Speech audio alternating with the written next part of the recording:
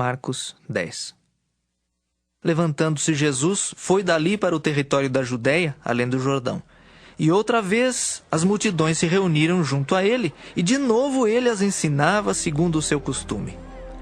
E aproximando-se alguns fariseus, o experimentaram, perguntando-lhe: É lícito ao marido repudiar sua mulher?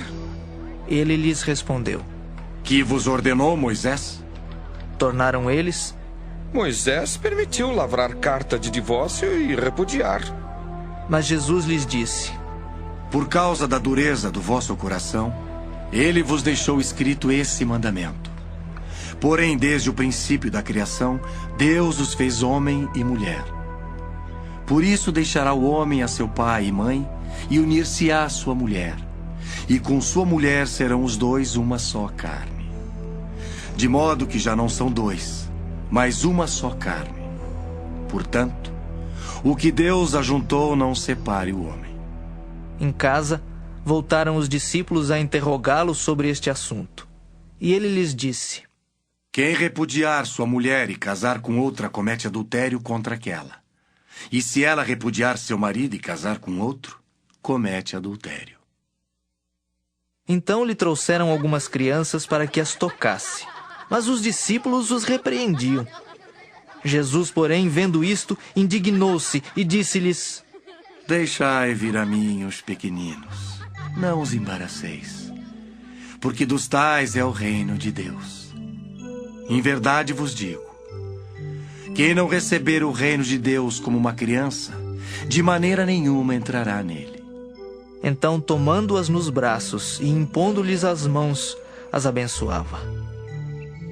E pondo-se Jesus a caminho, correu um homem ao seu encontro e, ajoelhando-se, perguntou-lhe: Bom mestre, que farei para herdar a vida eterna? Respondeu-lhe Jesus: Por que me chamas bom? Ninguém é bom senão um que é Deus. Sabes os mandamentos: não matarás, não adulterarás, não furtarás, não dirás falso testemunho, não defraudarás ninguém. Honra teu pai e tua mãe. Então ele respondeu: Mestre, tudo isso tenho observado desde a minha juventude. E Jesus, fitando-o, o amou e disse: Só uma coisa te falta. Vai, vende tudo o que tens, dá-o aos pobres e terás um tesouro no céu. Então vem e segue-me. Ele, porém, contrariado com esta palavra, retirou-se triste, porque era dono de muitas propriedades. Então Jesus, olhando ao redor, disse aos seus discípulos: Quão dificilmente entrarão no reino de Deus os que têm riquezas. Os discípulos estranharam estas palavras, mas Jesus insistiu em dizer-lhes: Filhos, quão difícil é para os que confiam nas riquezas entrar no reino de Deus. É mais fácil passar um camelo pelo fundo de uma agulha do que entrar um rico no reino de Deus. Eles ficaram sobremodo maravilhados, dizendo entre si: Então, quem pode ser salvo? Jesus, porém, fitando neles o olhar, disse: Para os homens é impossível, contudo não para Deus, porque para Deus tudo é possível. Então Pedro começou a dizer-lhe: Eis que nós tudo deixamos e te seguimos. Tornou Jesus: Em verdade vos digo que ninguém há que tenha deixado casa, ou irmãos, ou irmãs, ou mãe, ou pai, ou filhos, ou campos por amor de mim e por amor do Evangelho, que não receba já no presente o cêntuplo de casas, irmãos, irmãs, mães, filhos e campos, com perseguições. E no mundo por vir, a vida eterna. Porém, muitos primeiros serão últimos, e os últimos primeiros. Estavam de caminho, subindo para Jerusalém, e Jesus ia adiante dos seus discípulos. Estes se admiravam e o seguiam tomados de apreensões. E Jesus, tornando a levar à parte os 12, passou a revelar-lhes as coisas que lhe deviam sobrevir, dizendo: Eis que subimos para Jerusalém, e o Filho do Homem será entregue aos principais sacerdotes e aos escribas. Condená-lo-ão à morte e o entregarão aos gentios. Hão de escarnecê-lo, cuspir nele, açoitá-lo e matá-lo. Mas depois de 3 dias ressuscitará. Então se aproximaram dele Tiago e João, filhos de Zebedeu, dizendo-lhe: Mestre, queremos que nos concedas o que te vamos pedir. E ele lhes perguntou.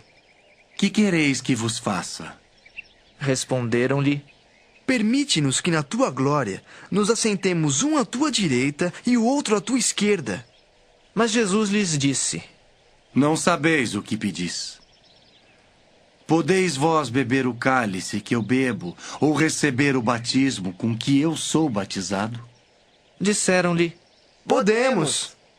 Tornou-lhes Jesus: Bebereis o cálice que eu bebo, e recebereis o batismo com que eu sou batizado. Quanto, porém, ao assentar-se à minha direita ou à minha esquerda, não me compete concedê-lo, porque é para aqueles a quem está preparado. Ouvindo isto, indignaram-se os 10 contra Tiago e João. Mas Jesus, chamando-os para junto de si, disse-lhes: Sabeis que os que são considerados governadores dos povos têm-nos sob seu domínio, e sobre eles os seus maiorais exercem autoridade. Mas entre vós não é assim. Pelo contrário, quem quiser tornar-se grande entre vós, será esse o que vos sirva. E quem quiser ser o primeiro entre vós, será servo de todos. Pois o próprio Filho do Homem não veio para ser servido, mas para servir e dar a sua vida em resgate por muitos. E foram para Jericó. Quando ele saía de Jericó, juntamente com os discípulos e numerosa multidão, Bartimeu, cego mendigo, filho de Timeu, estava assentado à beira do caminho. E ouvindo que era Jesus, o Nazareno, pôs-se a clamar: Jesus, filho de Davi, tem compaixão de mim! E muitos o repreendiam para que se calasse, mas ele cada vez gritava mais: Filho de Davi, tem misericórdia de mim! Parou Jesus e disse: Chamai-o! Chamaram então o cego, dizendo-lhe: Tem bom ânimo, levanta-te, ele te chama. Lançando de si a capa, levantou-se de um salto e foi ter com Jesus. Perguntou-lhe Jesus: Que queres que eu te faça? Respondeu o cego: Mestre, que eu torne a ver. Então Jesus lhe disse: Vai, a tua fé te salvou. E imediatamente tornou a ver e seguia a Jesus estrada fora. Queridos espectadores, vamos agora fazer um estudo a respeito da palavra que nós ouvimos no capítulo 10 de Marcos. Nós vemos aqui o Senhor Jesus, ele diante de uma multidão, e a palavra de Marcos diz que nessa reunião que o Senhor Jesus tinha com a multidão, ele diz que, como era de costume, havia o ensino. Então nós temos que estar atento, meus queridos, porque para você ter o entendimento do reino dos céus, nós temos que sair da condição natural dos homens, de correria, que muitas vezes a gente deixa de aprender com o Senhor Jesus. E a maior proposta que Deus tem conosco, com a vida do homem, é dar um ensino a respeito do que é o reino do céu. E é uma coisa que o homem ainda não está atento. O homem em si, há um impulso natural do homem dele querer fazer as coisas, fazer acontecer as coisas da maneira de um trabalho, da maneira do movimento, do esforço, das coisas que o homem são acostumados a exercer na rotina. Porque o homem aprende a trabalhar, o homem aprende a fazer as coisas. E com o nosso Deus, queridos, há uma proposta diferente. Nós temos que aprender a sentar e ouvir o ensino.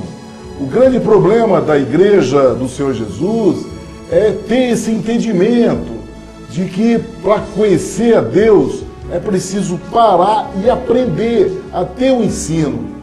nós vemos que nos cultos, né, nas congregações, quando se diz respeito de culto de ensino, escola dominical, há uma frequência muito pequena. Por quê? As pessoas não estão atentas a esse cuidado, e inclusive os líderes das igrejas, né, os pastores, esses televangelistas que estão aí na televisão, eles não orientam a população. Eles falam muito pouco a respeito do ensino da palavra.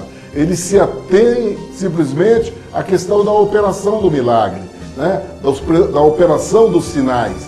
E a palavra de Deus diz que os sinais acompanharão aqueles que crerem. Então nós temos que estar atentos que o importante na relação do homem com Deus, do homem com o Espírito Santo, é a relação de estar aprendendo.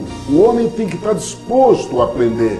Então nós vemos que ao longo de todos os capítulos que nós estamos vendo no Novo Testamento, na nova aliança que o Senhor Jesus veio trazer ao homem, há esse entendimento, na qual os apóstolos que escreveram os evangelhos, eles estão sempre descrevendo essa postura da multidão se reunir com o Senhor Jesus, e como era de costume, o Senhor Jesus estando sempre a ensiná-los, há sempre a palavra de ensino. Isso é muito importante, queridos, para nossas vidas. E quando há essa relação, acontece aquilo que nós vamos ver novamente. Os fariseus vinham e sempre rebatendo essa postura de ensino do Senhor Jesus. E agora aqui eles vieram está chamando a atenção do Senhor Jesus com relação ao repúdio, com relação ao divórcio. Então eles novamente perguntam para o Senhor Jesus se era lícito o homem divorciar de uma mulher. E o Senhor Jesus, então, sabendo o que está por trás dessa pergunta deles, porque eles, por trás da pergunta deles sempre tinha uma outra intenção, e o Senhor Jesus já vai direto na intenção deles e fala, mas o que Moisés fez? Quer dizer, porque no coração deles, eles já tinham essa resposta, essa posição na qual eles diziam. Que o Senhor Jesus perguntou, e o que Moisés diz? Aí eles disseram, Moisés permitiu que se desse carta de divórcio, permitiu que escrevesse carta de divórcio e repudiasse a esposa.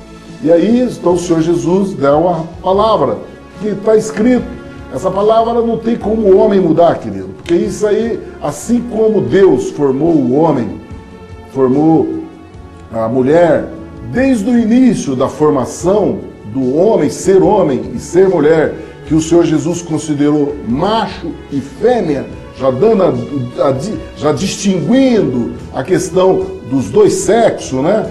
Principalmente hoje, na nossa sociedade, que ainda há uma tendência dos embates de Sodoma e Gomorra, da questão da união entre do homossexuais, né, dos dois sexos. Então nós vemos, diante desse todo esse embate, você vê como o nosso Deus, ele desde a formação do homem, ele já dá a separação, ele já faz a distinção da questão do sexo. E ele diz, o Senhor Jesus diz, que foi pela dureza do coração que Moisés escreveu esse mandamento, permitindo que houvesse divórcio.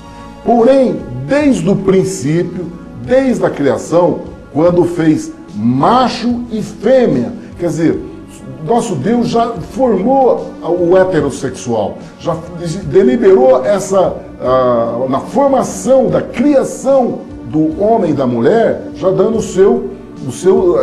a sua posição, né, de sexualidade, macho e fêmea. Porque ele já, desde a formação, ele já deu essa palavra, porque ele sabe que mediante a vida da sociedade ia haver esses embates que hoje nós vivemos, mas que o mundo vive desde a época de Sodoma e Gomorra. Essa questão do homossexualismo, isso não é novidade, não é novo para o ser humano, nem para a igreja do Senhor Jesus, nem para o Deus, nem para os anjos, porque isso já está escrito. Se você formos ler desde a formação de Gênesis, nós vamos conhecer a história do homem e sempre envolvido com essas questões, né? Com essa questão da carnalidade, com a questão do pecado, com a questão da desobediência. E é disso que o Senhor Jesus está tratando aqui com os seus apóstolos, relacionado à desobediência do homem com relação à postura sexual do homem, com relação à natureza sexual do homem. Então ele diz que, assim como Deus fez macho e fêmea, e diz, olha, assim deixará o homem seu pai e sua mãe, e unir-se-á à sua mulher, e os dois serão uma só carne. Essa foi a palavra de Gênesis, quando Deus estabeleceu o homem e a mulher. Só que o homem pecou, queridos. O homem desobedeceu desde a desobediência original, de quando a Eva desobedeceu com Adão, aceitando a proposta da serpente e está comendo fruto proibido. A partir dessa desobediência, desencadeou no homem, na relação Deus com o homem, a desobediência, o pecado e a distância de Deus com o homem, o distanciamento, que veio, o Senhor Jesus veio exatamente para encerrar essa separação, queridos, que estava havendo entre o homem e Deus proveniente do pecado. Então, quando o Senhor Jesus deu essa palavra para os fariseus, dando orientação para eles que, olha, desde que Deus formou, aquilo que Deus ajuntou, não separe o homem, né? Então, a partir do momento que ele diz, ó, qualquer que deixar sua mulher e casar com outra, comete adultério. E assim, os apóstolos, quando o Senhor Jesus chegou em casa, interrogou ao Senhor Jesus a respeito disso. Por quê, querido? Isso é uma condição da nossa sociedade, e em todas as sociedades já vividas, essa condição já está inerente à vida do ser humano. A questão da desobediência, a questão do pecado. E aí o Senhor Jesus, ele denuncia o pecado. A desobediência é denunciada. Porque a lei de Deus não muda. A lei de Deus, essa palavra de Deus, ela vai ser eterna. O mundo passa, mas a palavra de Deus não passa. E essa conotação é muito importante para nós termos um entendimento do que significa desobediência, do que o homem tem que se arrepender dos seus pecados. Qual é os pecados que trazem distanciamento diante de Deus. Mas quando esse diálogo existe, querido, isso não significa que a partir do momento que você incorreu nessa situação de desobediência, de adultério, como o Senhor Jesus denunciou, dizendo, qualquer que deixar sua mulher e casar com outra, comete adultério. E ela da mesma maneira, a mulher da mesma maneira, também, se a mulher deixar o seu marido e casar com outro, também é adultério. Isso é mandamento. Isso é mandamento, assim como honrar pai e mãe, assim como honrar Deus, assim como não furtar, não matar. São mandamentos que não mudaram. O que o Senhor Jesus veio trazer para nós, querido, para a humanidade que está assolado por essa circunstância do pecado e de viver esse pecado, na qual os fariseus não entenderam, e o Senhor Jesus, ele veio trazer essa libertação, é que quando há arrependimento, no seu coração, quando você chega diante de Deus e reconhece o seu pecado, e você confessa o teu pecado, não para voltar a fazê-lo, mas confessa para não pecar mais, para você mudar agora, andar, mas não segundo a tua deliberação, segundo a vontade da tua carne. Não, mas você rejeitar essa situação e você, arrependido, viver segundo a vontade do Senhor Jesus. Nós conhecemos a passagem, querido, daquela mulher que tinha sido, flagrada pelos fariseus, pelos religiosos. E ela foi pega em flagrante adultério. E aí então, o juízo daquela época era a mulher ser apedrejada. E aquela mulher foi colocada na posição de ser apedrejada. Essa mulher se chama Maria Madalena. Ela estava na posição de ser apedrejada. E levaram diante do Senhor Jesus para fazer ele juiz daquela sentença. Porque a lei determinava isso. A lei determinava essa sentença da mulher ser adúltera, ela pega em flagrante adultério, ela ser apedrejada. E foi o que aconteceu com aquela mulher. E colocaram o Senhor Jesus para ser juiz dessa situação. E ele ali deu o exemplo da qual nós temos que ter, querido.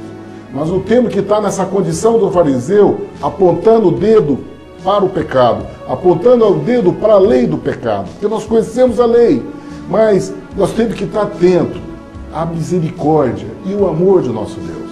Foi a palavra que o Senhor Jesus deu para aqueles homens que estavam ali posicionados para apedrejar a mulher. O Senhor Jesus virou para eles e falou: olha, atire a primeira pedra aquele que não tiver pecado. Porque é essa questão do homem, querido. Quando nós analisamos uma lei, né? Quando nós analisamos a lei do adultério, alguns estão livres dessa condição. Mas quando você olha a lei de você não matar, de você não roubar, de você não cobiçar coisas alheias, de você não ter o olhar cobiçar o olhar do próximo, de você honrar pai e mãe, todos transgridem, todos transgridem. E só o Espírito Santo é que nos acusa essa dimensão do pecado, essa dimensão da nossa obra pecadora, que é original no homem, que faz parte da natureza carnal do homem, que desde Adão e Eva, essa situação veio trazendo para a nossa vida, a vida do ser humano, e que distancia da vida de Deus. E o Senhor Jesus veio trazer o resgate, ele veio trazer o perdão para essa situação, desde que no seu coração haja uma proposta de conserto. O Senhor Jesus não veio fazer cobrança de uma vida santa. Como ele diz, olha, eu não vim para os sadios, eu não vim para o justo, eu vim para o pecador, eu vim para aquele que é doente. É essa condição que nós temos que nos posicionar, de nós entendermos que nós somos pecadores, que nós temos a tendência pecadora pela própria natureza do homem. E nós reconhecemos isso, não como juiz do nosso irmão, juiz da pessoa que está do nosso lado, não, mas nós olharmos para dentro de nós mesmos e vermos nossas condições. E a proposta de resgate do Senhor Jesus é exatamente essa, querido. É o Espírito Santo, aquele que nos acusa dentro de nós, que nos traz a lembrança, que nos traz a recordação dos atos pecaminosos que nós estamos sujeitos e que há a tendência no nosso coração. E nós voltarmos para o nosso Deus, pedimos perdão e não cometer mais pecado. Foi aquilo que o Senhor Jesus deu para aquela mulher, que quando ele deu essa palavra, atire a primeira pedra quem não tiver pecado, o Espírito Santo, querido, é que mostrou do coração de cada um ali. Partiu do mais velho, ele viu que ele não tinha condição, jogou a pedra e foi embora para casa. Até o mais moço, todos eles deixaram e não apedrejaram aquela mulher. E aí o Senhor Jesus perguntou para aquela mulher: onde é que estão os seus acusadores? Ela falou: eles não estão mais aqui, Senhor. E o Senhor Jesus falou: nem eu te acuso, nem eu te acuso, nem eu te julgo. O Senhor Jesus disse: eu não vim trazer juízo agora, eu vim para salvar. Aí o Senhor Jesus disse para ela: vá e não peques mais. Querido, essa é a condição na qual os judeus não entenderam. Os religiosos não conseguem entender isso. A mudança, a transformação da vida do homem em viver uma vida voltada para o Espírito Santo, da busca do Deus vivo do coração. E aí, viver essa proposta na qual o Senhor Jesus trouxe para nós. Esse é o maior testemunho na qual o Senhor Jesus espera da igreja dele. O Senhor Jesus não está esperando que a igreja dele aponte o dedo de acusação, não. O que o Espírito Santo espera que a igreja dele tome uma posição de testemunho de não pecar mais. Essa é que deve ser a busca e a alegria da igreja, composta de pessoas que são pessoas justas, não, porque quem justifica é o Senhor Jesus. É o Senhor Jesus que nos justifica. O que nós temos que estar firmado é na condição de não pecar mais. É esse lugar na qual o Espírito Santo anseia para que a igreja se posiciona. Não na posição de juiz, de fariseu, de religioso. Não, querido. A nossa condição agora, que o Senhor Jesus deu na cruz do Calvário, de cura, de sarar, de estar sarando feridas, abençoando, perdoando o pecado, para que as pessoas tenham a condição de chegar até Deus e ter uma vida santa, uma vida voltada de busca do Senhor Jesus. A mente do acusador já não está mais no nosso coração. A mente do acusador está no espírito de religiosidade, no espírito de engano que está ao nosso lado. Mas nossos olhos, nosso coração está voltado por essa palavra, que é misericordiosa, que tem amor, que traz-nos a restauração, que nos traz a esperança de viver uma vida com Deus. É essa esperança que a igreja anseia, querido. Essa esperança que o Senhor Jesus veio trazer para os homens. E aí os religiosos não conseguiam entender isso. Não a questão do embate da lei, porque a lei, ninguém cumpre a lei, ninguém consegue cumprir a lei. Nós só vamos conseguir cumprir a lei, queridos, se nós tivermos o Espírito de Deus no nosso coração, se nós tivermos a presença do Deus vivo junto conosco. Ele vai cumprir toda a boa obra em nossas vidas. É Ele que vai fazer toda a boa obra em nossas vidas. É isso que nós temos que descansar. Em seguida, o Senhor Jesus dá o exemplo de como acontece isso, querido. Qual é o exemplo? Porque a partir do embate que houve com relação à opção sexual do homem, da sexualidade do homem, da questão do adultério, do macho e fêmea, que o Senhor Jesus falou, apareceram as crianças. E aí apareceram as crianças e os apóstolos impediram que as crianças chegassem até o Senhor Jesus.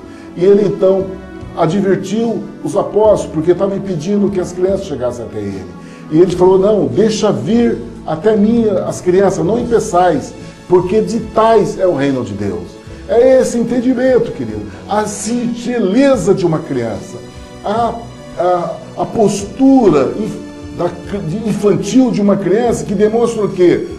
Sem malícia, sem maldade no coração, sem julgamento, na alegria de conviver com o seu semelhante, na alegria de viver o agrado do seu semelhante, esperando que o melhor do seu semelhante. É o que é a postura de uma criança. A criança espera o melhor do adulto, a criança está sempre esperando o melhor que o adulto possa fazer por ele. É essa postura que o Senhor Jesus diz, na qual aquele que tem que entrar no reino de Deus. Entrar no reino de Deus é você entrar sem a malícia, sem o julgamento, de coração aberto, sincero, esperando o melhor, esperando que o seu irmão que está ali na liderança da igreja, que está ali na posição de autoridade no reino de Deus, ele venha trazer o melhor para a vida, no contexto de uma palavra ungida, de abençoar, de trazer a cura, da imposição de mãos que traz a cura sobre enfermidades, libertando dos espíritos opressores, dando um ensino de palavra de libertação, de cura, para pessoas crescerem espiritualmente. Então é isso, querido. É essa posição que o Senhor Jesus diz, que ele diz que se nós não recebermos o reino de Deus como menino, de maneira nenhuma entrará no reino dos céus. É essa inocência, querido. Nós não temos uma posição julgadora, como os fariseus vieram diante do Senhor Jesus. Essa posição julgadora de se posicionar, de querer julgar o ser humano, por que isso, por que aquilo, entendeu? E o Senhor Jesus mostra que não tem isso. Nós temos o reino dos céus, querido, é o reino do amor de Deus. O amor de Deus é incondicional. Nós, para entendermos isso, nós temos que entender os ensinos do Senhor Jesus. Porque na condição humana, querido, naquilo que nós aprendemos nos bancos de escola, nas universidades, nos colégios, não é isso. Não é esse amor derramado. Nas escolas, no embate, nós temos que aprender a disputar o melhor lugar, o primeiro lugar, a primeira nota, a nota mais alta, e sobressair sobre os nossos colegas, né? De você ser mais esperto, né? Tanto nos esportes, assim como na área da cultura, da área intelectual. Nós temos que sobrepor. Só que, queridos, o reino de Deus não é assim. O reino de Deus é uma outra proposta que o Senhor Jesus veio trazer. Porque Ele não veio trazer uma postura exterior de você se posicionar diante dos homens, de uma beleza exterior ou um estereótipo de cultura, de sabedoria da qual os homens se atraem. Não, querido. A atração aqui é pelo Espírito Santo. Não é pela formosura exterior, nem pelas belezas da roupa, e nem pelas joias, e nem pelo frisado do cabelo. Aqui, o que atrai é o coração sincero, humilde, singelo, manso, benigno, longânimo, porque isso é o fruto do Espírito Santo. É o fruto do Espírito Santo que demonstra essas ações diante dos homens e diante das pessoas. Não tem joio e trigo, não tem como misturar, querido. É água e vinho, não tem como misturar. São situações diferentes que o Senhor Jesus está ensinando. Como nós nos postarmos e entendermos como é que Deus estabeleceu o reino dele com nossas vidas. E o Senhor Jesus então chamou aquelas crianças, que ele diz que nós teríamos que ser como criança para entrar no reino do céu. Ele impôs a mão e abençoou aquelas crianças. Aí em seguida o Senhor Jesus saiu pelo caminho. E tem uma palavra, querido, que quando o Senhor Jesus estava a caminho, apareceu um homem que veio, né? Veio correndo no caminho do Senhor Jesus, correndo, e se prostrou, se ajoelhou diante do Senhor Jesus e fez a seguinte pergunta: bom mestre, que farei para herdar a vida eterna? O Senhor Jesus olhou para ele e falou: por que você me chama de bom? Bom é um só, que é o Pai. Ninguém é bom. Queridos, isso aqui é muito importante para nós. Esse ensino é muito importante para nossas vidas. Essa palavra que o Senhor Jesus diz: ninguém é bom, senão um que é Deus. Por quê, querido? Porque é essa postura que nós temos que ter de oração. Quando o Senhor Jesus nos chama para orar, vigiar, é isso. Porque isso nós temos que aprender. Por isso que o Senhor Jesus nos ensina. Nós entendemos que não tem ninguém bom na face da terra. Você quer esperar a bondade do teu patrão, você quer esperar a bondade do seu empregado, você quer esperar a bondade das pessoas que relacionam com você no trabalho, do seu marido, da tua esposa, você quer esperar a bondade dos teus filhos, você quer esperar a bondade do teu pastor, você quer esperar a bondade da tua pastora, do seu apóstolo, das pessoas que lideram a tua igreja, das pessoas que convivem com você na tua casa, no teu trabalho, dos teus filhos, dos teus familiares. Pede para Deus derramar a bondade dele sobre a vida deles. Entendeu, queridos? Isso é muito importante para nós entendermos como a bondade de Deus se faz sobre nossas vidas. Em qualquer lugar que você for, em qualquer circunstância que você tiver que conviver, ora, pede a Deus para que a bondade dele chegue. Senhor, que sua bondade chegue sobre a minha esposa, que o Senhor derrame da tua bondade sobre ela, Pai, para que ela possa entender com os olhos melhores as situações que eu passo.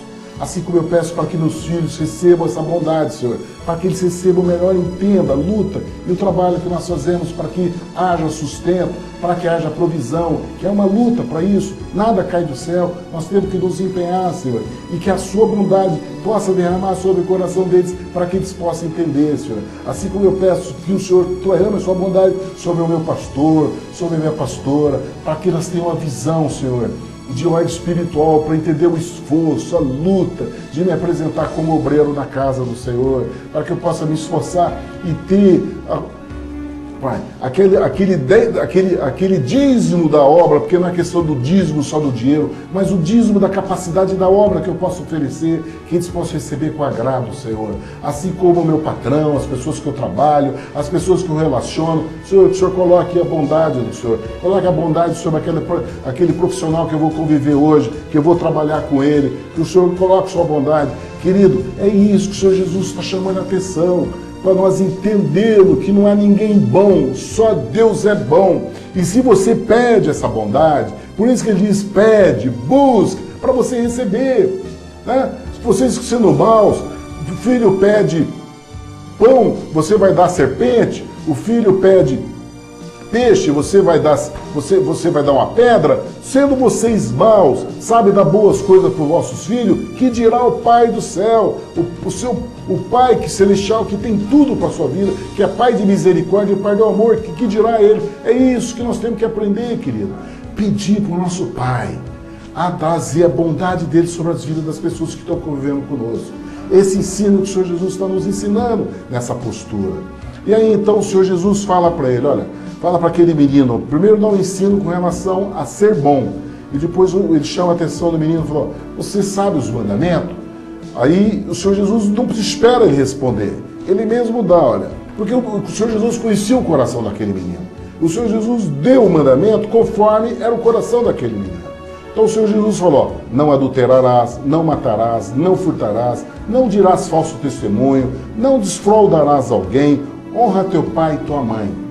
Querido, esse contexto é exatamente o mesmo contexto da palavra do fariseu, quando o fariseu perguntou para o Senhor Jesus com relação ao adultério, com relação à questão de você da quarta de divórcio.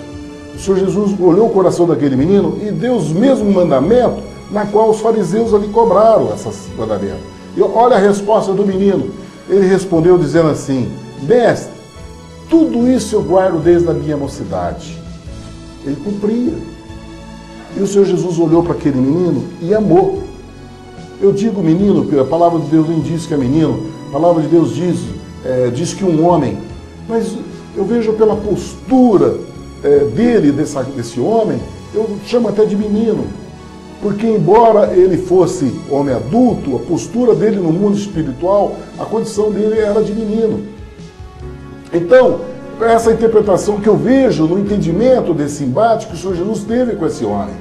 Então esse homem chegou para ele e falou: Senhor, mas mestre, eu tenho cumprido tudo isso desde a minha mocidade. E o Senhor Jesus respondeu para ele: olha, falta-lhe uma coisa.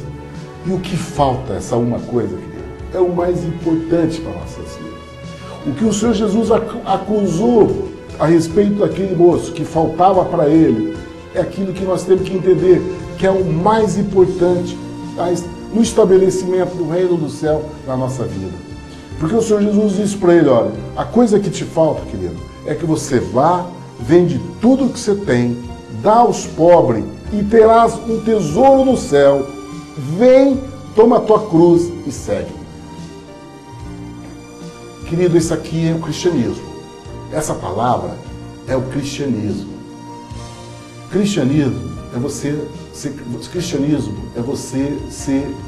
é a amizade com Cristo.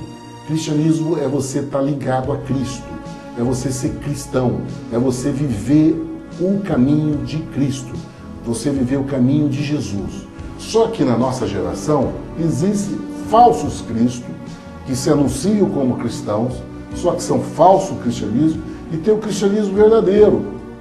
O cristianismo verdadeiro, querido, é isso que o Senhor Jesus está falando aqui.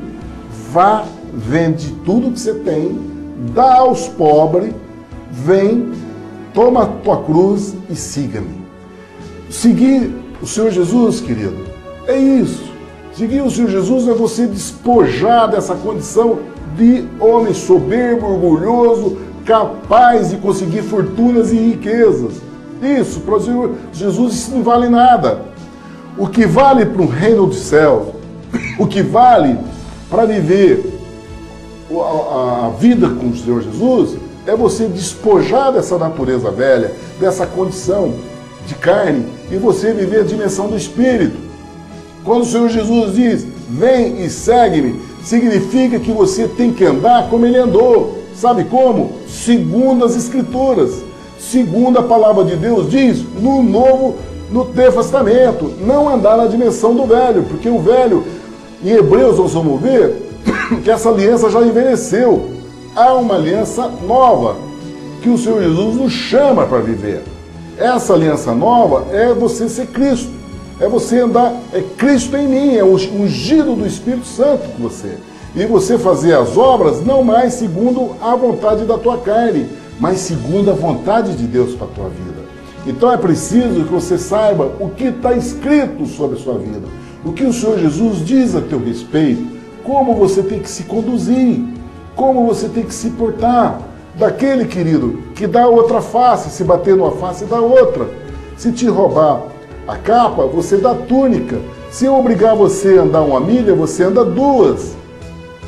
Se falarem mal de você, você dá glória a Deus. Compreende? Se te ferirem na face, você dá o outro lado. E é esse que é seguir o Senhor Jesus, querido. É você manso, humilde, entendeu? Você ser humilde de coração, você ser manso, porque esse é o jugo do Senhor Jesus. O Senhor Jesus diz, ó, vem, meu jugo é leve e meu fardo é suave. Por quê? Porque eu sou manso e humilde de coração. Esse é o Senhor Jesus. Isso é seguir o Senhor Jesus, queridos. Essa chamada que nós temos, na qual a igreja do Senhor Jesus ainda não se estabeleceu, ainda cautica com essa postura de fariseu dentro do mover de Deus sobre a vida da igreja que o Senhor Jesus quer trazer como vencedora, a igreja que é chamada para ser sem ruga, sem mancha e sem mácula. Essa igreja vitoriosa que vai pisar na cabeça da serpente. Mas para isso tem que ter essa postura. Vá, vende tudo que tem, dá aos pobres e vem, toma a tua cruz e segue. Essa é a chamada, querido. Essa é a chamada aqui para nós, igreja do Senhor Jesus. De nós entendermos que a nossa vontade está na cruz, não está mais Qual é a vontade que nós temos que estabelecer? Nós temos que estabelecer segundo aquilo que está escrito a nosso respeito. Tudo já está escrito. Nós vamos aprender ao longo dos evangelhos, ao longo das epístolas de Paulo, as epístolas de Pedro, de Tiago, nós vamos aprender de João, nós vamos aprender como que o Senhor Jesus quer, qual é o ensino que tem para a nossa vida, como nos posicionar. E aí então, o Senhor Jesus percebe que aquele menino ali, aquele senhor, aquele homem, ficou pesaroso diante daquela palavra e retirou-se triste porque possuía muitas propriedades. Por quê, queridos? Porque o coração daquele menino, daquele homem, estava no dinheiro dele. Ele obedecia todos os mandamentos, mas não segundo a vontade de Deus, mas por justiça própria, pela vontade própria de ninguém poder falar mal dele, por ele ser ilibado pelos recursos financeiros, pelo dinheiro. Eu conheço muitos homens que têm essa posição, homens que obedecem os 10 mandamentos e que têm essa postura, mas por justiça própria, não por amor a Deus, não porque ama a Deus, não porque quer um tesouro no céu. Não, queridos. Eles amam, o tesouro deles está na terra. Foi o que aconteceu com esse moço, esse homem. O tesouro dele, o coração dele, o Senhor Jesus diz que onde estiver o teu coração, aí está o teu tesouro. Isso significa, querido, o que é que você mais pensa no dia? Qual é o cuidado que você tem no seu dia? Das 24 horas do seu dia, o que é que ocupa mais o teu pensamento? Esse é o teu tesouro. O que mais você ocupa é o teu tesouro. Se é os teus trabalhos, tuas obrigações, os recursos que entram e saem no caixa da tua empresa, né, daquilo que você ganha, daquilo que você paga, e daquilo que você sobra, daquilo que você lucra, isso aí, queridos, o teu coração está envolvido nisso. Então, esse é o teu tesouro. Aí o Senhor Jesus diz, olha, quão difícil é um rico entrar no reino dos céus. É mais fácil passar um camelo do fundo da agulha do que o rico entrar no reino dos céus. Por quê, queridos? Por causa do coração do homem, voltado pela ocupação do bem material. Né? O pensamento dele voltado para o bem material. Mas ele diz que os apóstolos se admiraram dessa palavra. Por que eles admiraram e disseram assim, poxa, nessa situação, quem poderá salvar-se? Por que os apóstolos admiraram? Porque eles eram homens, assim como a sociedade de hoje é uma sociedade que tem a postura de buscar os recursos de enriquecimento, né? É uma sociedade chamada de neoliberal, né? de você valer pelo aquilo que você possui. Naquela época, a tendência da sociedade já era essa também, de você valer por aquilo que você tinha, pelas posses que você tinha. Por isso que era o reinado de César, né? E todos os impostos eram destinados ao governo César, ao império de César. E no império de César, os soldados romanos e aqueles que eram aliados a César é que recebiam as benesses do governo. Então já tinha uma tendência para viver isso. E o Senhor Jesus, então, naquela postura dos apóstolos ali, reconhecendo que na busca do homem, o homem que quer o sucesso, ele batalha com relação ao tesouro desse mundo, que é o dinheiro. E o Senhor Jesus diz, olha, mas aquilo que é impossível para os homens, mas para Deus é possível.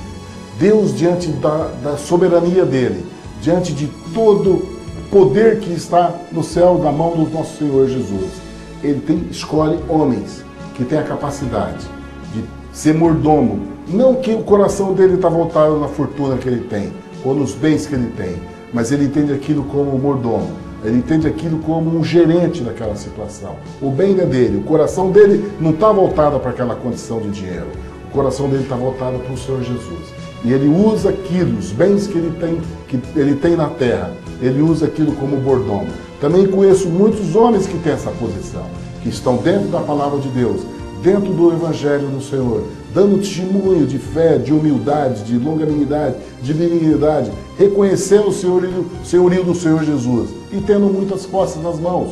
Só que ele não tem aquelas posses, não são, embora estejam na mão deles, não estão no coração deles. Estão como se apresentou na época da vida de Atos, quando os apóstolos recebiam os bens, o dinheiro era colocado nos pés deles. Assim, muitos homens de Deus, querido, que tem o dinheiro nos pés, não no coração, para fazer uso daquilo que Deus tem para destinar na vida dos homens.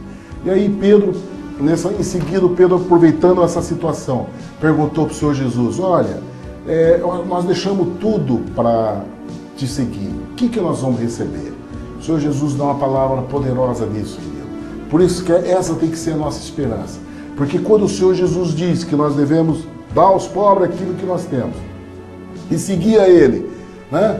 Uma condição que só podemos seguir por fé, porque aos olhos natural, aos olhos na condição que nós vivemos, jamais um homem consegue andar nessa dimensão. É só na dimensão da fé para isso. Mas o Senhor Jesus dá uma explicação para isso, que quando você faz isso, como Pedro disse, olha, eis que tudo deixamos e te seguimos. Nós vemos que os apóstolos tomaram essa atitude que o Senhor Jesus anunciou para aquele homem. Ele seguiu, eles fizeram isso, deixaram tudo. Deixaram família, deixaram bens, deixaram a empresa que ele tinha. Pedro tinha uma empresa de pesca, como nós vimos. Ele tinha um barco de pesca e era uma profissão rendosa, assim como Tiago e João, que tinham uma família, uma empresa familiar, com o pai deles, Zebedeu, deixou tudo e seguiu o Senhor Jesus. Eles deixaram todo o ganho deles da vida, do sustento deles e seguiram o Senhor Jesus. E nesse momento, quando o Senhor Jesus deu essa palavra de vender e dar aos pobres, eles ficaram estarrecidos com aquela situação, que é natural, diante da nossa condição de homem carnal. Nós, para entendermos isso, nós temos que entrar na dimensão do homem espiritual, de nós exercermos fé nesse Deus poderoso. E aí, então, o Senhor Jesus explica para Pedro, fala: Pedro, em verdade eu te digo que ninguém que tenha deixado casa, irmãos, irmãs, pai, mãe, mulher, filho, campos, por amor a mim e o Evangelho, não receba, olha só, 100 vezes mais, tanto quanto nesse tempo, quer dizer, diante da vida que nós vivemos, nesse mundo temporal, com relação a casas, irmãos, irmãs, mães, filhos e campos, com perseguições, e no século futuro a vida eterna. Então ele diz o seguinte: tudo tem um preço, querido. Tudo tem um preço. Quando você deixa, você segue o Senhor Jesus e deixa pai, mãe, campos, e segue o Senhor Jesus, ele diz que você vai receber 100 vezes mais, de irmão, de mãe, de irmão. Isso diz respeito à família de Deus, a você ser acolhido por pessoas amadas, que vão te acolher na condição de parente, no amor do parente, no amor de um pai, no amor de um irmão, no amor de irmã. Nós vemos isso na nossa geração. Quantas pessoas missionárias da igreja são acolhidos nessa condição de amor, acolhidos por pessoas que recebem como pai, mãe e irmão. E ele diz, só que nessa condição você vai ser perseguido, querido, porque o Senhor Jesus disse, se perseguir a mim, que sou o mestre, que dirá a vocês, né? Todos nós vamos ser perseguidos. Nós temos que ter um entendimento que o paraíso não é aqui, queridos. Por isso que o Senhor Jesus completa quando ele diz, olha, vão ter perseguições, né? É natural, né? O fato de você entregar a tua vida para Jesus, de você viver uma vida seguindo o Senhor Jesus e recebendo dele todas as dádivas do céu, você confiança que ele vai suprir todas as suas necessidades, isso não significa que você vai viver o paraíso. Você vai ter perseguição, mesmo recebendo da mão de Deus, mesmo você recebendo os cuidados de Deus no teu dia a dia, mesmo você tendo todas as bênçãos de Deus no seu dia a dia, você vai ter perseguição. Isso que é importante, para nós não nos tornarmos murmuradores, de ficar cobrando a Deus das coisas que nós fizemos e que Deus não deu para nós, não deu paraíso para nós, mas ele não disse que vai dar paraíso. Por isso que ele deixou claro, falou, olha, você vai receber, né? Você vai receber dos seus irmãos o amor de pai, mãe, irmão, porque essa é a família de Deus que ele compôs a terra. O Senhor Jesus diz, minha mãe, meus irmãos, minhas irmãs, são aqueles que fazem a vontade do Pai. E é nesse lugar que nós somos chamados. É essa família que nós somos chamados. De nós agora, a participação de nossa vida é viver na família de Deus, daqueles que fazem a vontade de Deus. É isso que o Senhor Jesus está ensinando. E vai haver perseguição. Aí ele diz, ele completa a respeito disso. Ele fala, no século futuro e vida eterna. Só que as dádivas que nós vamos receber aqui, nós vamos receber com perseguição aqui. Só que nós vamos no século futuro e na eternidade, lá quando nós tivermos a vida eterna, nós vamos receber os tesouros do céu, como o Senhor Jesus anunciou para aquele homem que se ajoelhou diante dele pedindo demonstrando a dificuldade que ele tinha em deixar os bens dele. Querido, há tesouro no céu, há tesouro. Nosso Deus, ele diz que ele é galardoador. Galardoador significa pagamento de salário. Ele paga salário. Nada é de graça. A graça que nós recebemos dele, ele dá gratuitamente para nós. Agora, nossa atitude diante dele, que eu quero dizer, nossa atitude diante dele, não vai ficar de graça, querido. Ele vai dar para nós. É um Deus que ele diz, se nós dermos um copo de água a um dos pequeninos que estão anunciando a palavra, que querem viver a vida do reino do céu, se nós dermos um copo d'água, já vai ser pago. Esse copo d'água já vai ser pago. Ele já vai dar galardão a respeito disso. Ele vai dar pagamento a respeito disso. Então, é uma graça que nós não entendemos, porque nós homens somos pequenos demais para entender essa dimensão. Nós temos que entrar na dimensão da fé disso, de você se colocar diante de Deus, já sabendo que Ele é um Deus que vai dar paga para a tua vida, que Ele vai dar graça para a tua vida, Ele vai te dar a tua presença, a bênção dEle sobre a tua vida e ainda vai te garantir tesouro do céu. Nós não temos nada a perder, querido. O Senhor Jesus não está pedindo nada para nós, que Ele não possa dar 100 vezes mais, como Ele diz aqui. Nada que nós fazemos para Ele fica de graça. Nosso Deus é tremendo, poderoso, querido. Nós temos que andar nessa dimensão e andarmos com aqueles que são da fé, para que nós possamos nos estabelecer dia a dia essa condição. E aí o Senhor Jesus, ele indo a caminho de Jerusalém, ele partindo e diz que o Senhor Jesus ia a caminho e olha só, uma coisa interessante que me chamou a atenção, querido. A palavra em Marcos 10, no versículo 32, diz assim: e iam no caminho, subindo para Jerusalém, e Jesus ia diante deles. E eles maravilhavam-se e seguiam-nos, atemorizados. E tomar consigo os 12, começou a dizer-lhe as coisas que deviam sobreviver.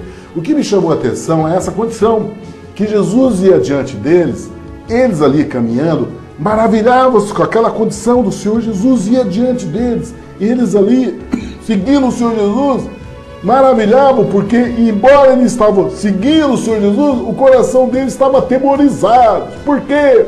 Porque o Senhor Jesus estava dizendo a eles, e já falou em vários contextos, e continuou falando ali, falou: olha, nós estamos subindo para Jerusalém, e lá em Jerusalém, o Filho do Homem será entregue aos príncipes e sacerdotes, e os escribas, e os condenarão à morte, e o entregarão aos gentios. E os escarnecerão, açoitarão, cuspirão nele, mas ele dá uma palavra, mas no terceiro dia ressuscitará. Queridos, o Senhor Jesus já estava falando várias vezes nessa caminhada de Jerusalém, falando para os apóstolos o que ia acontecer com eles. Eles admiravam porque eles não conseguiam sair dali. Eles maravilhavam porque eles olhavam o Senhor Jesus, eles queriam o Senhor Jesus. Não tinha lugar para eles. Teve uma certa altura que o Senhor Jesus perguntou para eles, olha, porque muitos tinham abandonado, porque o Senhor Jesus dizia essa palavra, muitos já tinham abandonado, muitos dos discípulos que seguiam o Senhor Jesus, porque não era só 12, muitos seguiam o Senhor Jesus, muitos discípulos, e muitos já tinham abandonado quando o Senhor Jesus começou a anunciar isso. E aí os apóstolos ali já naquela condição, e o Senhor Jesus perguntou para eles, vocês também querem me abandonar? E eles falaram, Senhor, nós não temos para onde ir, só tu tens a palavra de vida eterna, foi a palavra que Pedro deu. Então é essa a condição, querido, que muitas vezes nós seguimos nessa jornada, rumo da Nova Jerusalém, rumo da nossa pátria celestial, que é a Nova Jerusalém, do encontro com os senhores no ar, no dia do arrebatamento da igreja. Nós estamos nessa jornada, nesse caminho. Muitas vezes nós estamos nessa condição de nos maravilhar por saber que nós temos socorro nele. O Senhor Jesus está ali adiante de nós no caminho, nós temos socorro nele. Mas ficamos atemorizados diante da dificuldade que nós sabemos que tem que passar. Uma carne com tendência pecaminosa, a tendência a pecar. Uma situação de juízo dos homens, de juízo do inimigo que está sempre à espreita né? A palavra de Deus diz que ele está rugindo como leão, pronto para nos tragar. Então é uma condição tão frágil, tão vulnerável, na qual nós nos posicionamos, mas nossos olhos têm que estar firmados e nos maravilharmos naquele que está adiante de nós, aquele que nos leva para esse caminho. É essa condição que os apóstolos estavam vivendo ali, atemorizados, porque conhecia a vulnerabilidade deles, da fraqueza dessa caminhada que nós vamos para Nova Jerusalém. Nós sabemos, nós temos consciência da nossa fraqueza, da nossa vulnerabilidade, queridos. Mas nossa confiança tem que estar nele, tem que estar nele. E aí o Senhor Jesus, então, chama os apóstolos e reúne com eles. E nesse momento chegou os filhos de Zebedeu, Tiago e João, e fizeram uma proposta para o Senhor Jesus, porque todas as vezes que o Senhor Jesus anunciava essa questão dele ir para ir para a cruz, dele ir fazer o sacrifício, todas as vezes que ele anunciava isso, os apóstolos discutiam entre eles qual seria o maior. E aqui não poderia faltar essa condição. Aí Tiago e João chegaram para o Senhor Jesus pedindo para ele, para um sentar, quando o Senhor Jesus estiver no reino. Ó, Senhor, quando o Senhor estiver no seu reino, que eu sento à sua direita e meu irmão senta à tua esquerda. O Senhor Jesus olhou aquela pergunta, ele, amoroso, ele virou para os meninos e falaram, para os dois irmãos, disse, olha, não é assim, vocês não sabem o que vocês estão pedindo. Vocês, por acaso, podem beber do cálice que eu bebo e ser batizado no batismo que eu vou beber? Eles disseram, podemos. Queridos, eles beberam. Tanto João como Tiago beberam do cálice do Senhor Jesus. Nós conhecemos o cálice do Senhor Jesus, ele já dissemos, ele falou qual é o cálice dele. Ele por 3 vezes ele pediu a Deus Pai para, se for possível, tirasse esse cálice dele. Mas a resposta do Senhor, do nosso Deus, foi que ele fizesse, que ele bebesse do cálice. E ele bebeu do cálice. Nós sabemos o que foi o cálice. É aquilo que ele anunciou, dele ser ultrajado, de ir para a cruz e morrer crucificado. Mas no 3º dia ele ressuscitou. Ele bebeu do cálice. Ele bebeu do batismo. Esse seria o batismo que ele disse. Esse é o batismo que eu tenho que beber. E os apóstolos ali, João e Tiago, eles se dispuseram, eles confessaram diante do Senhor Jesus a capacidade que eles tinham de ser batizados e beber desse cálice. E eles foram, querido. Nós conhecemos a história de Tiago. Tiago foi um dos primeiros mártires da igreja primitiva. Ele foi morto à espada. Herodes mandou matar, porque alegrava os fariseus, a igreja, mandou matar Tiago. Ele foi morto à espada. João, nós conhecemos a vida de João, né? Que foi isolado do convívio do mundo, do convívio da igreja, porque a igreja perseguia ele, porque ele dava o testemunho do Senhor Jesus. Ele era um testemunho vivo da vida do Senhor Jesus. E João ficou isolado do mundo, passou por várias situações de prova violenta contra a carne dele, contra a vida dele, e acabou se isolando na ilha de Patmos, quando ele escreveu o livro de Apocalipse, né? Ele escreveu a última palavra, o último livro da Bíblia, Apocalipse, na ilha de Patmos, isolado do mundo, né? Quando ele estava preso naquelas condições. Foi isso que ele foi batizado, foi esse batismo que eles receberam, querido.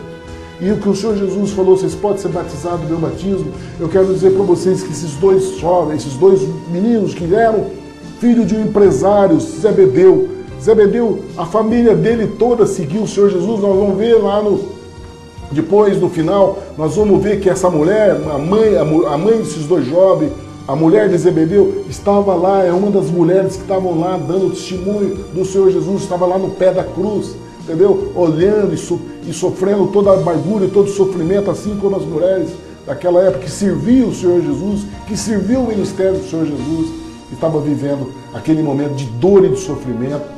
E a família toda deles se deram. Eu quero perguntar para vocês, será que hoje o Senhor Jesus encontra a família disposta a tomar desse cálice? Será que o Senhor Jesus encontra hoje homens e mulheres dispostos a fazer isso que o Senhor Jesus perguntou? Senhor, olha, não sabeis o que pedes, podeis vós beber o cálice que eu bebo e ser batizado com o batismo que sou batizado? Será que alguns que vão para a igreja hoje, que estão lá buscando o Senhor Jesus, será que vão buscar nessa proposta? Ou será que estão indo comprar o carro, que Deus abençoe para aumentar o salário, para comprar uma casa melhor, para ganhar dinheiro na empresa, para ampliar a empresa em 2, 3 vezes maior, para abrir filiais? Será que é isso, querido? Será que é essa proposta que o Senhor Jesus está querendo da nossa dos seus discípulos de hoje, do século XXI? Será que mudou? Será que o nosso Senhor Jesus mudou? Os discípulos da época que ele conviveu era um, e os discípulos hoje do século XXI são outro? Será que nós, os discípulos de hoje, é lei da semeadura? Olha, eu te dou 100, mas eu quero 1000. Será que é isso que o Senhor Jesus diz na palavra dele? É esse? Queridos, não é isso. O Senhor Jesus não mudou. A palavra de Deus diz que ele era o que ele era ontem, é hoje e é eternamente. Ele não mudou. Nosso Deus não mudou. A palavra de Deus é a mesma. Ele é o verbo da vida, é o verbo que se fez carne e habitou entre nós. A palavra é a mesma, ela é eterna. Nós mudamos, o mundo muda, passa, mas essa palavra não passa. É isso que nós temos que entender, queridos. Essa proposta na qual João e Tiago entenderam. E aí, eles dizem, olha, queridos, embora vocês vão passar por isso, o Senhor Jesus falou para eles, embora vocês vão beber do meu cálice, vocês verdadeiramente vão beber do meu batismo. O Senhor Jesus já sabia que eles iam pagar o preço da fé, do testemunho dessa verdade no coração dos homens. O Senhor Jesus sabia o que eles iam fazer isso. E o Senhor Jesus falou, embora vocês vão passar por isso, embora vocês vão ser batizados do meu batismo e vocês vão beber do meu cálice, mas eu quero dizer a vocês, o sentar à minha direita e à minha esquerda não compete a mim, mas sim a meu Pai. E eles foram, independente disso, queridos, independente do que eles sentariam, até como homens, eles pediram esse lugar, mas no coração deles, eles seguiram o Senhor Jesus de uma maneira incondicional, independente do que poderiam receber. Quando aconteceu isso, queridos, os apóstolos, os discípulos, eles ficaram chateados com aquilo que os dois irmãos falaram. Eles ficaram chateados. Né? Por que um vai ser maior que o outro? Por que agora vai disputar a questão daqueles que são quem vai sentar à direita ou à esquerda? Todos os apóstolos se achavam no direito de encostar por isso. Todos eles tinham sido escolhidos por Jesus. Todos eles tinham sido mesmo chamado. E o Senhor Jesus nunca fez acepção de pessoa, realmente não demonstrou diferença entre um e outro.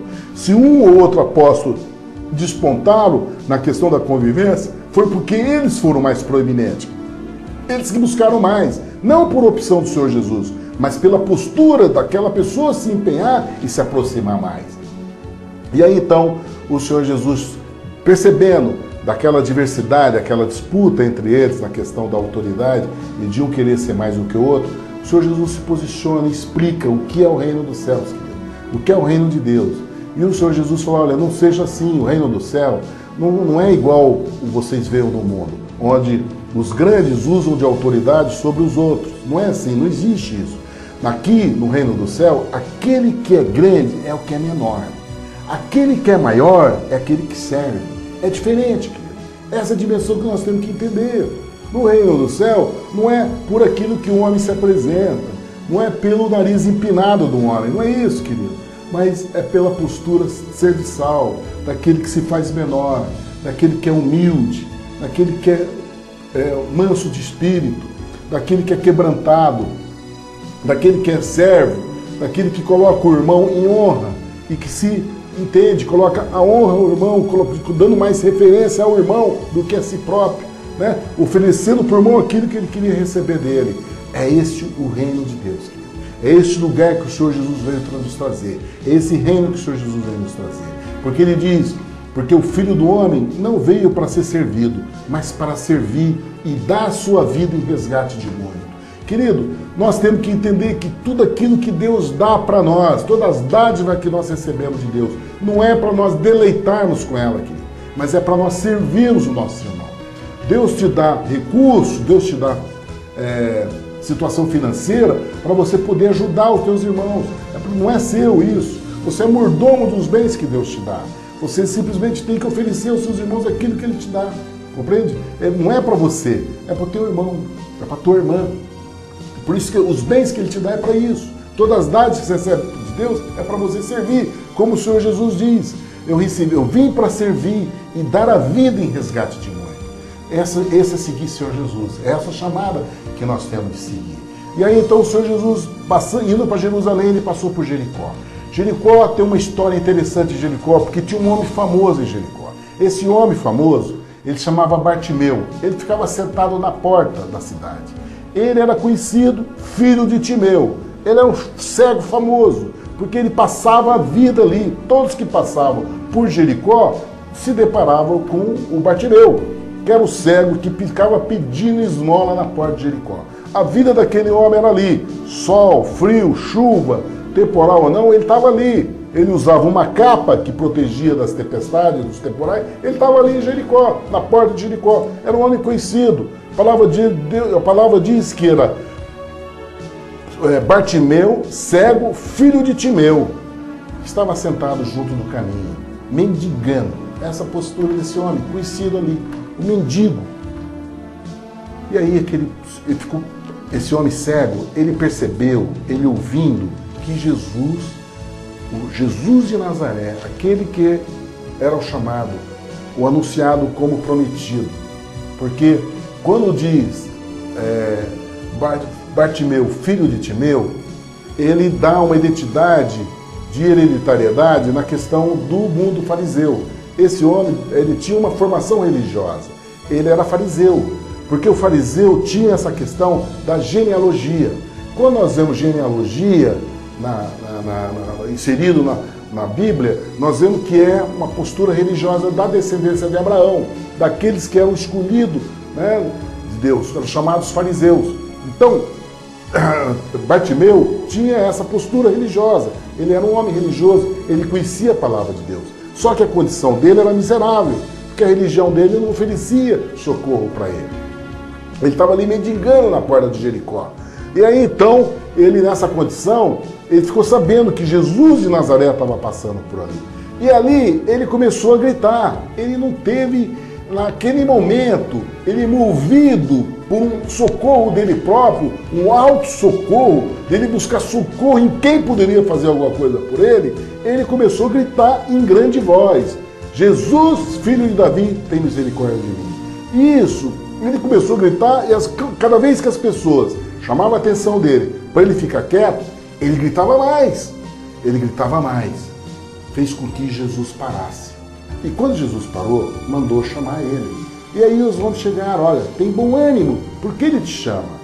E esse homem então largou a capa e foi correndo aos pés do Senhor Jesus. E aqui, querido, tem uma nota importante para o nosso conhecimento.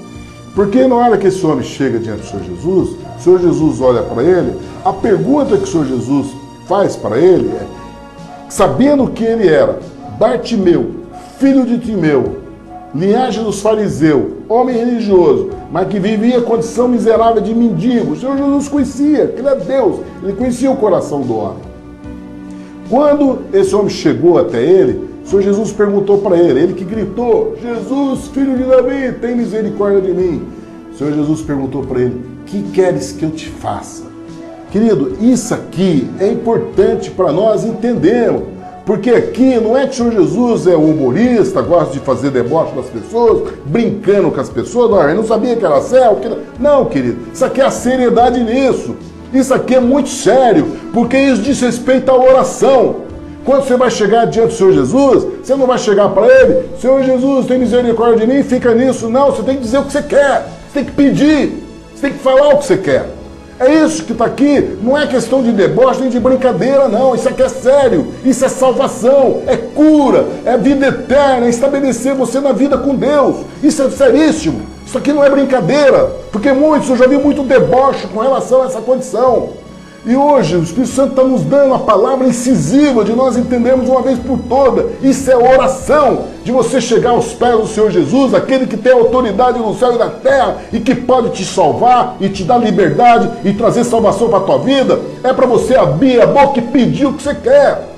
Esse é o estabelecimento da fé, querido. A palavra de Deus diz que a fé é o seguinte: com o coração você crê e com a boca você confessa a palavra da salvação. Aquilo que você quer no teu coração, você tem que falar com a tua boca. Assim se estabelece a fé. É dessa maneira que estabelece a fé. Então nós temos que aprender a andar na dimensão de Deus, não andar na dimensão de homens, de religiosos, que anunciam, que fazem crítica e debocham a respeito disso. Não, isso é sério. Nós temos que chegar diante de Deus e falar com o Senhor Jesus falou: o que você quer que eu faça, filho? O que você quer que eu faça? E aí então ele diz: Senhor, aí ele pediu que aquilo que o Senhor Jesus quer que nós façamos. E o cego disse, o Bartimeu, filho de Timeu, disse: Mestre, que eu tenha vista. E o Senhor Jesus disse: vai, a tua fé te salvou. e logo viu, e logo esse homem viu e andou seguindo o Senhor Jesus. Querido, isso é poder de Deus. Essa é a palavra de salvação que nós temos que nos ater, Senhor. Por isso que nós temos que mergulharmos no Evangelho. Nós temos que aprender. O Senhor Jesus hoje, no século XXI, nos está fazendo essa chamada de nós nos assentarmos como a multidão e ouvir o ensino que o Senhor Jesus tem para nós. Hoje, através do Espírito Santo, essa palavra escrita no nosso coração é o que nós vamos buscar dia a dia. Por isso que eu quero fazer um convite de nós continuarmos nesse estudo, querido. Amanhã nós vamos fazer o estudo do capítulo 11 de Marcos. Eu queria fazer o convite para que você esteja conosco, se assim Deus nos permitir.